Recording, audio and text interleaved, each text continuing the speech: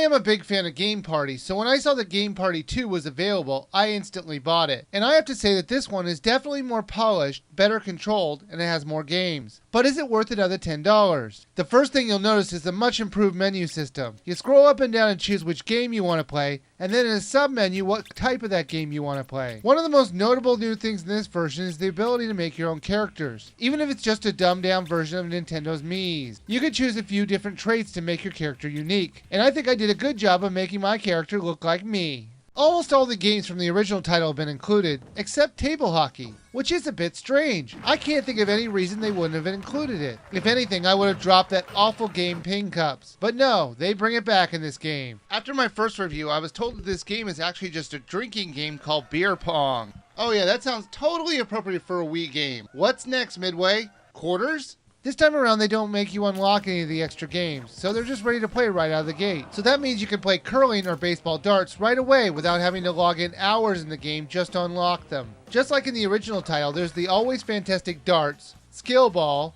hoop shot, ping cups, shuffleboard, and trivia. And 5 others that I'll go over in a few seconds. Now, I'm not going to go over any of the games that were in the original game, because if you want to see how those games were, just watch my original Game Party review, since they haven't really changed at all. Unfortunately, none of the new games were anything spectacular. I am once again going to go over the games from best to worst. Puck bowling.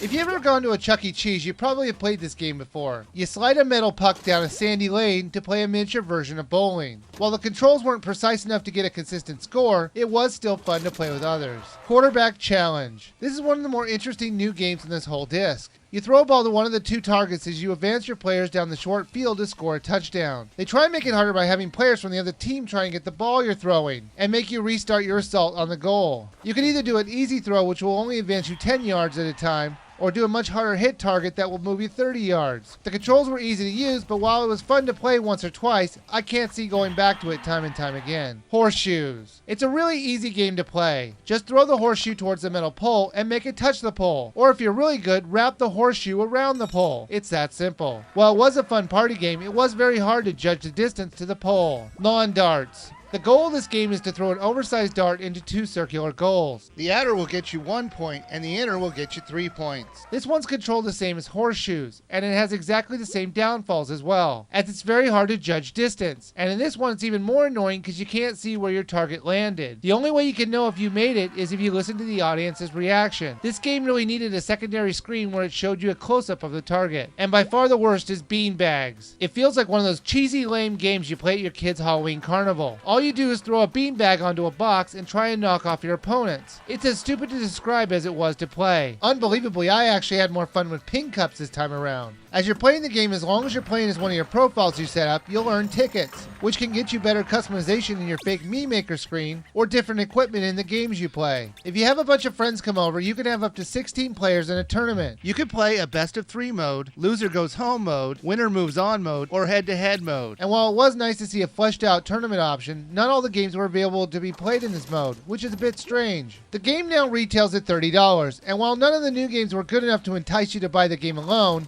overall it's worth the money if you don't own the original. If not for the fact you don't have to unlock any of the extra modes like the first game. However, if you're looking to save money, you should stick with the original, since all the great games are in that game as well. And it's $10 cheaper. But if you want an overall better version, then buy this one.